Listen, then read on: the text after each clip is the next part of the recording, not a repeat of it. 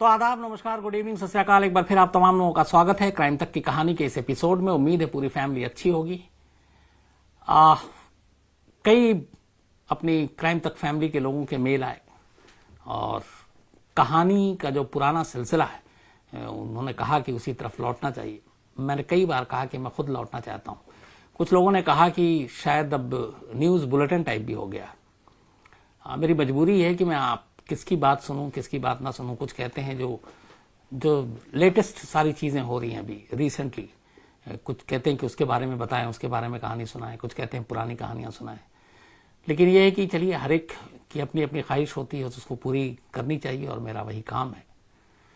तो अब कोशिश यही है कि धीरे धीरे अपने पुराने ढर्रे पे लौटें। जो कहानियां आप लोग सुनते थे उन्हीं कहानियों को सुनाएं। तो उसी सिलसिले की शुरुआत आज की इस कहानी से। अंदाजा लगाएं कि एक देश जिसके चारों तरफ समंदर है और उस देश का एक इलाका, एक किनारा, जहां पे समुद्र के किनारे वो बसा हुआ, वहां पे लोग रहते हैं, और जब तब कोई नाव उस किनारे पे आके टकराए और रुक जाए। कभी नाव खाली मिले, कभी नाव में मछलियां मिले, लेकिन ज्यादातर खाली नाव में कभी कोई इंसानी कंकाल मिले, सर मिले, हाथ मिले, पैर मिले, और जिंदा इंसान कोई ना मिले। तो क्या कहेंगे? एक बार, दो बार, तीन बार समझ में आता है, लेकिन अगर ये हर तीसरे चौथे दिन का सिलसिला बन जाए, हर महीने, हर साल, साल दर साल खाली नाव चला रहा है दूर समंदर की लहरों में डगमगाते हुए और किनारे पर आकर लग जाए, और जब लोग उस नाव की तरफ जाएं और देखें तो नाव में एक भी जिंदा इंसान नहीं, बल्कि नाव में कंकाल, इंसानी लाशें, सर, हाथ, पैर, तो किसी का भी चौंकना, डरना लाजमी है। आज की कहानी यही है। कहानी है जापान की, और जापान एक ऐसा देश है जो चाहे नॉर्थ, ईस्ट, वेस्ट, साउथ, चारों तरफ से समंदर से घिरा हुआ है। और समंदर से घिरे होने की वजह से चूंकि जो किनारा है वो समंदर से ही आकर लगेगा, तो जापान चारों तरफ से समंदर से घिरा हुआ, और उसी जापान में जो उनका नॉर्थ एरिया है वहां की यह कहानी है। और एक अजीब रहस्यमय कहानी जिसने सालों तक जापान को परेशान करके रखा। न सिर्फ परेशान किया, बल्कि लोग डरे। उनके डर को दूर करने की कोशिश की गई जापानी सरकार की तरफ से।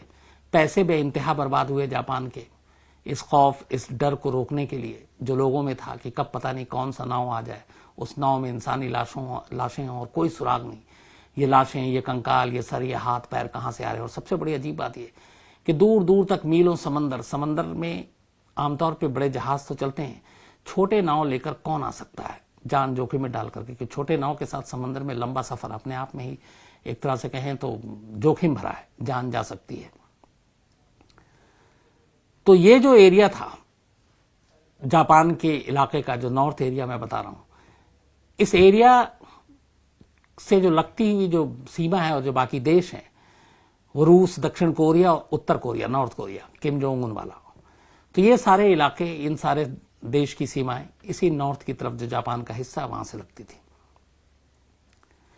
नॉर्थ कोस्ट भी इसको कहते थे जापान का। और यहीं पे ये सिलसिला शुरू हुआ।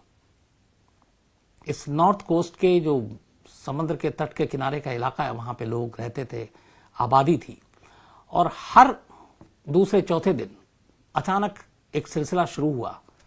इसी 2000 की शुरुआत की मैं बात कर रहा हूं, तब उसके बाद, और कोई ना कोई नाव आकर किनारे पे लगे और लोग भाग कर जाए, देखें कि शायद किसी की मदद की जरूरत है, क्या है।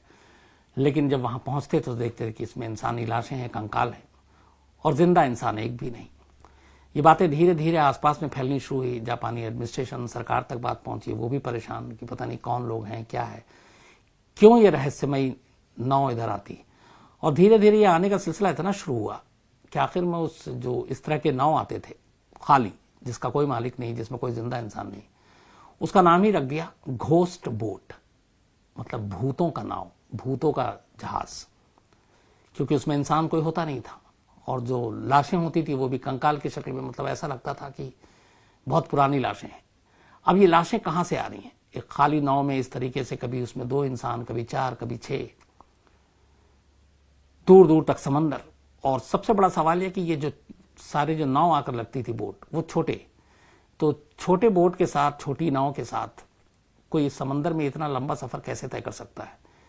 बहुत कोशिश की गई, छानबीन करने की कोशिश की गई, उस नाव से जब्त सामान से पता लगाने की कोशिश की गई कि यह कहां से आ रहा है, किधर से आ रहा है, लेकिन कोई सुराग नहीं मिला। और धीरे धीरे ये बातें, ये अफवाहें फैलती गई कि ये सारे घोस्ट बोट हैं, ये भूतों का नाव है।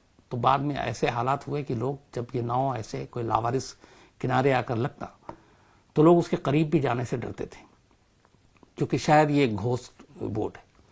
फिर ये हुआ कि सरकार ने समझाने की कोशिश की कि हो सकता है कई सारे ऐसे मछुआरे होते हैं जो नाव में निकलते हैं मछली पकड़ने के लिए, रास्ता भटक जाते हैं, समुद्री तूफान उनका रुख मोड़ देता है, तो शायद वो इतने लंबे समय तक समंदर में रहते हैं, पानी नहीं, खाना नहीं, खत्म हो जाता होगा स्टॉक, तो भूख प्यास की हालत में वो मर जाते होंगे, और फिर वो जो नाव है वो समंदर के थपेड़ों के जरिए कहीं ना कहीं आकर यहीं जापान के नॉर्थ कोस्ट के किनारे में लग जाती है।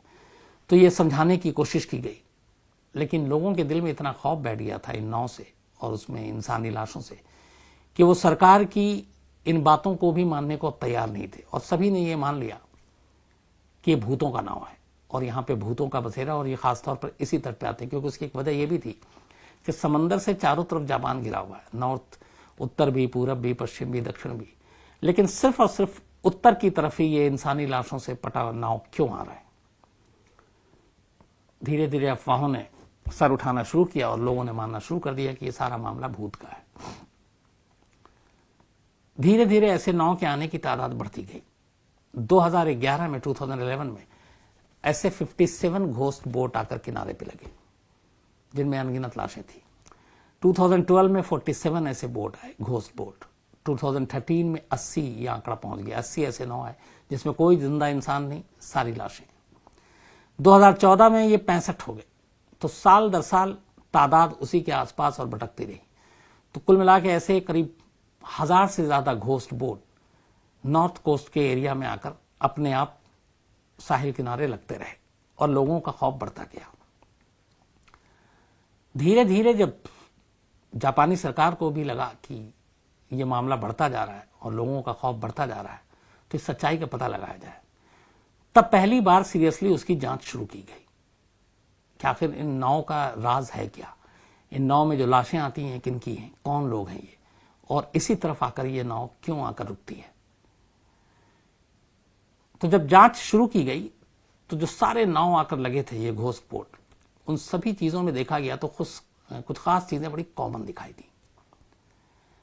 कुछ नावों के बाहर लाल रंग के पेंट दिखाई दिए, लाल रंग के पेंट से वो पुता हुआ था, और कुछ नाव में इत्तेफाक से उन्हें जो लिखा हुआ मिला वो कोरियन पीपल्स आर्मी का नाम लिखा हुआ था, कोरियन पीपल आर्मी, और ये कोरियाई भाषा में लिखा हुआ था। तो जापान के जो अधिकारी थे उन्होंने फिर उसको पढ़वाया एक्सपर्ट से, तो पता चला कि ये कोरियाई लैंग्वेज है और उसमें लिखा हुआ है। फिर धीरे धीरे जांच की गई तो पता चला कि ये सारी चीजें कोरियाई, मतलब साउथ कोरिया नहीं बल्कि नॉर्थ कोरिया का है। तो ये बोट, ये नाव पीपल्स रिपब्लिक आर्मी और जिस तरीके के लाल रंग से लिखा हुआ, ये सारे नॉर्थ कोरिया की तरफ इशारा कर रहे थे। कुछ ऐसे उस नाव से कुछ ऐसे सामान भी मिले और कुछ ऐसी चीजें मिली, सबूत, जो इशारा कर रही थी कि ये जो जितने भी बोट और नाव यहां पर आकर लगे ये नॉर्थ कोरिया से आए। अब जो जांच करता थे, जिन्होंने जांच की, उन्होंने ये कहा कि ये नॉर्थ कोरिया से हैं, लेकिन कोई मानने को तैयार नहीं। उसकी एक बहुत बड़ी वजह थी, नॉर्थ कोरिया से जापान के इस नॉर्थ कोस्ट की दूरी करीब 1000 किलोमीटर थी, 1000 किलोमीटर, और जो बोट थे, नाव थे, वो सारे छोटे।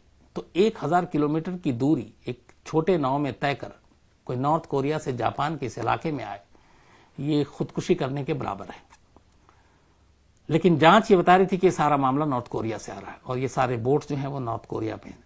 तो कोई सुसाइड करने के इरादे से ही निकल सकता है इतनी दूरी तय कर इतने छोटे से नाव पर। तो ये बात लोगों के गले उतरी नहीं और लोगों ने कहा कि शायद सरकार जो है वो बरगला रही है। इसके अलावा कोई सबूत मिल नहीं रहा है। इधर जापानी सरकार की परेशानी बढ़ती जा रही है, वो इसलिए कि जब भी ऐसे नाव आए तो न सिर्फ उस नाव में जो उन्होंने एक तो नॉर्थ कोस्ट की सुरक्षा बढ़ा दी नाव की वजह से, और लोगों के मन में ये खौफ, घोस्ट बोट, तो लोग समंदर किनारे भी जाने से डरने लगे थे। तो अब सुरक्षा बढ़ाई, उसके लिए भी पैसे खर्च होने लगे।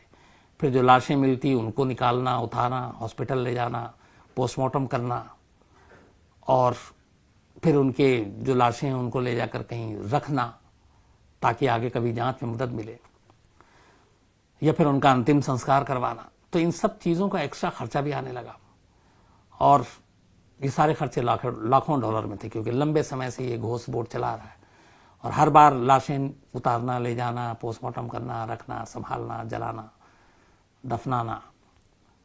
तो जापानी एडमिनिस्ट्रेशन के लिए एक और सरदर्द ये भी हो गया, एक तो लोग डरे हुए हैं कि इस घोष बोर्ड का राज क्या है, दूसरी तरफ खर्चा बढ़ रहा है, सिक्योरिटी बढ़ानी पड़ी, वहां पे गार्ड तैनात करने पड़े।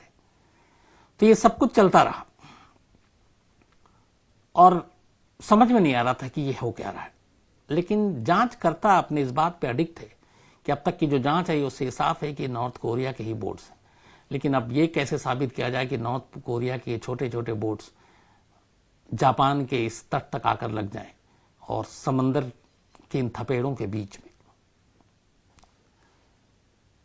ये 2013-14 तक आपको बताए।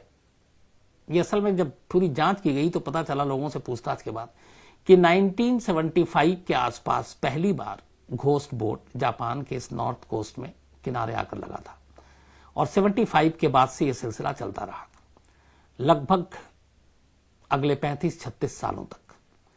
और ये बोट आते रहे, लगते रहे। जब और जांच की गई तो पता चला कि 1977 से 1983 के बीच, 75 में यह सिलसिला शुरू हुआ था घोस्ट बोट का, और 1977 से 83 के बीच इसी नॉर्थ कोस्ट के जहां पे ये घोस्ट बोट आकर रुका करता था, ये नाव, भूतिया नाव, उस तट पे रहने वाले 17 जापानी नागरिक गायब हो गए 1977 से 83 के बीच में, मतलब 6 सालों में, अलग अलग खेप में। कुल 17 ऐसे जो जापानी सिटीजन थे जो इस किनारे पे रहते थे अपनी बस्ती में, वो गायब हो गए। उनको बड़ा ढूंढा गया, फिर ये हुआ कि शायद वो भी बोट लेकर गए हों, समंदर में गायब हो गए, बट कोई उनका सुराग नहीं मिला। इसी दौरान इनकी भी जांच चल रही थी और जापान के लिए एक मिस्ट्री, जब ये सिलसिला शुरू हुआ कि 17 लोग रहस्यमयी तरीके से गायब हो गए, उधर घोस्ट बोट लगातार आ रहा है। हालांकि उन घोस्ट बोट में भी कई कंकाल के ऐसे, वो सारी चीजों की जांच की गई कि कहीं ऐसा तो नहीं कि जो 17 गायब थे उनमें से ये कोई हो, किसी की कंकाल हो। तो वो सारे डीएनए से लेके बाकी चीजें की गई, लेकिन कोई मिला नहीं। इस दौरान जांच चलती रही। तभी 1985 में इसी नॉर्थ कोस्ट पर जापानी ऑफिशियल एक शख्स को संदिग्ध हालत में देखता है, किनारे टहलता हुआ, और उसे गिरफ्तार कर लेते हैं। गिरफ्तार करने के बाद जब उसके पासपोर्ट और उसके आइडेंटिफिकेशन चेक की जाती है तो पता चला कि इस आदमी का नाम तदाकी हारा है। जब और जांच की गई तो फिर पता चला कि ये वो शख्स है जो 17 लोग गायब हुए थे उनमें से एक है। मिसिंग रिपोर्ट थी तदाकी हारा के नाम पर और पासपोर्ट उसी का नाम था। तो उनको बड़ा जापानी ऑफिशियल खुश हुए कि इस एक के जरिए बाकी 16 की भी जानकारी मिल सकती है, और अगर ये की जिंदा है तो बाकी के 16 भी जिंदा होंगे। तो उससे पूछताछ की गई, लेकिन जब पूछताछ की गई तो कहानी कुछ और निकली। पता चला कि वो जो तदाकी हारा गायब हुआ था ये वो शख्स नहीं है, बल्कि उसके पासपोर्ट पे अपनी तस्वीर चिपकाकर यहां आया है, और असल में वो नॉर्थ कोरिया का एक जासूस है, एक डिटेक्टिव है। अब ये खुलासा एक बम की तरह गिरा कि ये हमारे 17 लोग गायब हुए हैं, उनमें से एक का पासपोर्ट इस शख्स के पास है और ये शख्स नॉर्थ कोरिया का जासूस है।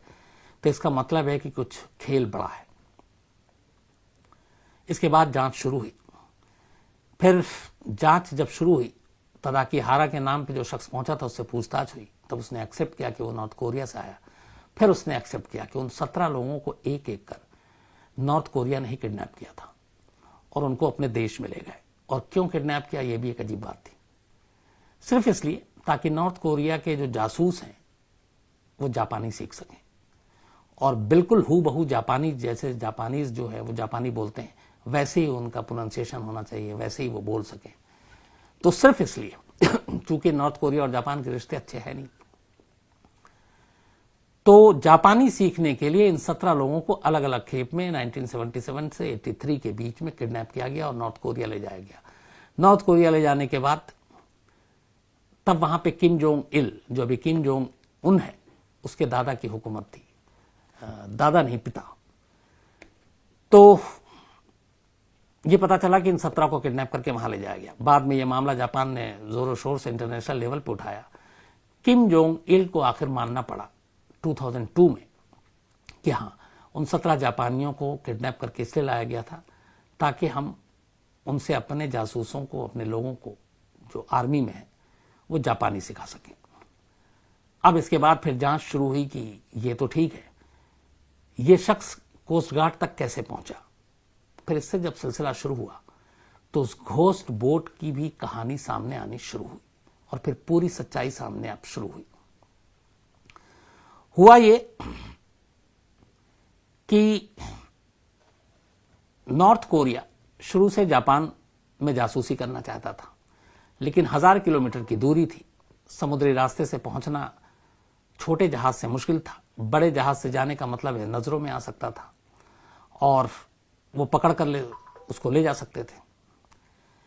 इसी दौरान में एक बहुत मशहूर मछली है इस पूरे इलाके में, जो नॉर्थ कोरिया और चीन और जापान के बीच के समुद्री जो पूरा एरिया है उसमें वो खास तौर पर पाया जाता है और काफी मशहूर है, खास तौर पर चीन में। चीनी लोग इस मछली को बहुत ज्यादा पसंद करते हैं। इसका नाम है फ्लाइंग स्क्विड। फ्लाइंग स्क्विड तो ये प्रशांत महासागर में पाई जाती है मछली और इन मछलियों की डिमांड चीन में बहुत है। डिमांड की वजह से इन मछलियों को इतना ज्यादा इन्होंने इसकी फिशिंग करनी शुरू की कि धीरे धीरे इन मछलियों की उत्पत्ति कम होती गई। लगभग 70% इन मछलियों की एक तरह से कहें तो कमी हो गई। इतनी ज्यादा डिमांड की वजह से इन्होंने फिशिंग हद से ज्यादा करनी शुरू कर दी और फिशिंग के लिए ये लोग छोटे छोटे बोट्स का इस्तेमाल किया करते थे। चीन अपने दायरे में, नॉर्थ कोरिया अपने दायरे में, इधर जापान अपने दायरे में। जब फिशिंग ज्यादा हो गई और मछलियां कम होने लगी और चीन में डिमांड ज्यादा बढ़ने लगी तो चीन ने क्या किया कि फिर अपने बड़े बड़े फिशिंग जहाज जो है वो समंदर में उतारे और अपनी समुद्री हद से आगे निकलकर वो नॉर्थ कोरिया की समुद्री सीमा तक में दाखिल हो गया। अब नॉर्थ कोरिया और चीन के रिश्ते हम सब जानते हैं, तो इसमें दो चीजें थी कि एक नॉर्थ कोरिया ने इजाजत दी या दूसरा कहते हैं कि नॉर्थ कोरिया ने पैसे लिए चीन से और बदले में चीन ने फिर नॉर्थ कोरिया की समुद्री सीमा में अपने जहाजों को भेजना शुरू किया और मछलियां पकड़ना शुरू की। अब जब चीन के बड़े जहाज नॉर्थ कोरिया की हद में आ गए तो जो नॉर्थ कोरिया के मछुआरे थे उनके लिए बड़ी मुश्किल पैदा हो गई। वो छोटे छोटे बोट पे थोड़ी दूरी तक जाकर मछली पकड़ते थे, ये बड़े जहाज से आते थे और पूरी मछली पे एक साथ जो फ्लाइंग स्क्विड है वो हाथ मार के लेके चले जाते थे। तो नॉर्थ कोरिया के मछुआरे बड़ा परेशान होने लगे, उनके हाथ में कम मछली आने लगी, सरकार कुछ कर नहीं रही थी। तो इसी के बाद नॉर्थ कोरिया के कुछ मछुआरों ने कहा कि अब चीन इस दायरे में तो मछली पकड़ रहा, हमारे लिए क्या गुंजाइश है। तो वो अपनी जीविका कमाने के लिए और इस मछली को पकड़ने के लिए थोड़ी अपनी हद से फिर आगे जाने लगे उन छोटे नावों पर जिनसे समंदर में बहुत दूर तक जाना खतरनाक था, एक तरह से सुसाइडल अटेम्प्ट था। लेकिन जिंदगी जीने के लिए पैसे जरूरी हैं और उन लोगों की जीविका यही थी मछली पकड़ना। तो धीरे धीरे वो छोटे नावों के जरिए, छोटे बोट के जरिए मछली पकड़ने के लिए धीरे आगे निकलने शुरू हो गए। आगे निकले तो कई बार समुद्री तूफान, लहरों ने उनका रास्ता भटका दिया और वो भटकते भटकते जापान के इस नॉर्थ कोस्ट की तरफ चले गए। शुरू में कुछ नाव गए, फिर बाद में गए, लेकिन चीन की इस बड़े जहाज से के बीच में अपने लिए रोजी रोटी कमाने की जो उनके अंदर एक ललक थी, उसने इन्हें मौत के मुंह में ढकेलना शुरू कर दिया। और धीरे धीरे ये छोटे बोट, अगर वो सपोज 50 की तादाद में निकलते तो किसी दिन 48 लौटता, 2 गायब, किसी दिन 1 गायब, किसी दिन 3 गायब। और ये इसी तरीके से समंदर में भटकते हुए कई कई दिनों तक, महीनों तक रास्ता चुके भटक गए, छोटा बोट। तो जब एक मछुआरा समंदर में निकलता है तो वो पूरे प्लान के साथ निकलता है कि कितने दिन तक जाना है, कितने दिन तक आना है, कुछ एक्स्ट्रा पीने के लिए पानी, कुछ एक्स्ट्रा खाना लेकर चलता है, क्योंकि समंदर का पानी आप पी नहीं सकते। तो मीठा पानी लेकर, जरूरत के हिसाब से खाना, बाकी चीजें जरूरत वो लेके चलते। लेकिन जब आप रास्ता भटक गए तो उसके बाद फिर आपके लिए जो आपका राशन है, जिस हिसाब से आप लेकर आए, वो भी बहुत ज्यादा दिन तक चल नहीं सकता। और यहाँ महीनों की बात थी। एक बार समुद्र के थपेड़ों ने आपको आपका रास्ता भटका दिया, फिर आप नहीं मालूम कहां जाएंगे। तो रास्ता भटकते भटकते ये जो छोटे छोटे नाव थे, ये जापान के उस नॉर्थ कोस्ट के किनारे जाकर लगने लगे और इतना वक्त गुजर जाता कि भूख प्यास से उसमें मछुआरे दम तोड़ देते। और उसी में उनकी हालत ऐसी होती कि कोई कंकाल की शक्ल में आता, कुछ को कुछ जानवर जो है वो शार्क ये उसके निवाला बन जाते, कुछ आधे अधूरे बचते और वो वहां पे पहुंचते। और धीरे धीरे इनके आने का सिलसिला इतना लंबे तक चला और हर साल 50, 60, 70 ऐसे बोट आने शुरू हुए जिसमें कंकाल लाशें थी कि लोगों ने इसको घोस्ट बोट का नाम देना शुरू कर दिया। अब सवाल ये है कि ये कैसे पता चला कि ये नॉर्थ कोरिया के ही बोट्स थे। जो शुरुआत में जांच की थी उन्होंने सही पाया था कि लाल रंग से जो लिखा हुआ था पीपल रिपब्लिक आर्मी, कुछ ऐसे सबूत जो नॉर्थ कोरिया की तरफ इशारा कर रहे थे। बाद में 2 ऑर्गेनाइजेशन ने इसकी पूरी जांच की। एक 2017 में यूएनओ ने, यूनाइटेड नेशन ने, संयुक्त राष्ट्र सुरक्षा परिषद, जो इसके फिशिंग को लेकर ये जो सारी चीजें आई थी और ये जो जापान ने कहा कि इतने सारे कंकाल और ये आ रहे हैं, तो उन्होंने अपनी एक टीम बनाई थी, इन्वेस्टिगेटिव टीम, जिसने ये सारी चीजें देखी और उसके बाद अपनी रिपोर्ट दी। इसके अलावा एक और टीम थी जो अपनी उन्होंने तरफ से जांच की, और ये जो दूसरी टीम थी ये एक इंटरनेशनल जर्नलिस्ट की टीम थी। इनकी अपनी एक एजेंसी, एक संस्था है। इन दोनों ने इस पूरे मामले की जांच की और पाया कि चीन के नॉर्थ कोरिया के समुद्री हद में बड़े जहाजों के साथ फ्लाइंग स्क्विड की फिशिंग करने के चक्कर में नॉर्थ कोरिया के गरीब और छोटे मछुआरे समुद्री रास्ता भटकते गए और इसी वजह से उनकी जान जाती गई। और इत्तेफाक कहिएगा इसे कि ये नॉर्थ कोरिया के जो मछुआरे थे जापान के नॉर्थ कोस्ट में कंकाल की शक्ल में पहुंचना शुरू हो गए, खाली नाव पर। बाकायदा उन्होंने अपनी रिपोर्ट में इसके साथ कई सबूत दिए। उन्होंने बताया कि इस एक्स्ट्रा फिशिंग से चीन करीब 1 साल में ही लगभग 3,500 करोड़ रुपए कमा रहा था, जो नॉर्थ कोरिया के हद में जाकर और वहां पे।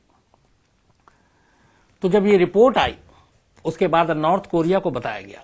इधर नॉर्थ कोरिया की कहानी यह थी कि नॉर्थ कोरिया के मछुआरे गायब हो रहे हैं और कंकाल की शक्ल में जापान के तट पर जाकर खाली बोट में लग रहे हैं। वहां उनको भूतहा नाव और घोस्ट बोट कहा जा रहा है। और चीन को भी ये सब पता है, छोटे छोटे मछुआरे जो गायब हो रहे हैं। नॉर्थ कोरिया को पता है क्योंकि उनके अपने नागरिक हैं, लेकिन ये लोग हमेशा खामोश रहे। जब ये यूएन और इंटरनेशनल जर्नलिज्म जो जर्नलिस्ट एसोसिएशन है, इन दोनों की रिपोर्ट आई, उसके बाद नॉर्थ कोरिया को ये बताया गया और जापान ने वो प्रूफ दिए। उन सारे जो लाशें और कंकाल मिली थी उसको उन्होंने कुछ सारे सबूत संभाल कर रखे। तो बाद में नॉर्थ कोरिया ने भी माना कि हाँ, ये जो बोट है, ये जो सारी उनको दी गई दस्तावेज, तस्वीरें, कि उनके अपने लोग थे। अपने लोगों की सुध न लेना, अपने लोग, जाहिर सी बात है जो मछुआरे गायब होंगे उनके परिवार वालों ने नॉर्थ कोरिया की सरकार से कहा होगा, गुजारिश की होगी ढूंढने के लिए। अब उन्होंने कितना ढूंढा पता नहीं, लेकिन जब ये सारी चीजें फैक्ट सामने आए तब नॉर्थ कोरिया ने माना कि जो घोस्ट बोट है असल में वो घोस्ट बोट नहीं था, वो वहां के गरीब मछुआरे थे जो अपनी रोजी रोटी की तलाश में, चूंकि रोजी रोटी और उनका जो जरिया था कमाने का वो मछली पकड़ना था। लेकिन चीन के जब बड़े जहाजों ने उनके मछली को हड़पना शुरू कर दिया तो वो छोटी जहाजों से समुद्र के थोड़े आगे तक जाना के लिए मजबूर हो गए और इन्हीं चीनों ने उनकी जान ले ली। एवरेज अगर 50-60 बोट 1 साल में, तो 75 से सिलसिला शुरू हुआ ये 1975 से और 2014 तक ये चला। तो आप अंदाजा लगाइए कि 25 और 14 करीब 39 साल, 50 बोट के हिसाब से भी कितने नाव, कितने घोस्ट बोट जापान के उस किनारे पर लगे होंगे और कितने लोगों की जानें गई होंगी। आराम से आप गिनती लगा सकते हैं। 39 साल, एवरेज 50 बोट हर साल, और उसमें औसतन 2 से 3-4 कंकाल, इंसानी लाशें। तो जब ये सारी चीजें सामने आई, नॉर्थ कोरिया ने मान लिया। उसके बाद पहली बार करीब 39 साल बाद जापान के इस नॉर्थ कोस्ट के वो लोग जो समुद्र के किनारे रहते थे, जिन्होंने अपनी आंखों से घोस्ट बोट को देखा, न मालूम कितनी कंकालें, लाशें देखी, उनको तब जाकर यकीन हुआ और 39 साल का उनका भूत का खौफ तब उतरा और उन्हें लगा कि ये भूत नहीं थे, ये उनके ही जैसे इंसान थे, बस गरीबी और मजबूरी के मारे थे, जो रोजी रोटी की तलाश में समंदर में भटक जाते थे और जिनकी जान चली जाती थी। तो ये थी कहानी घोस्ट बोट की।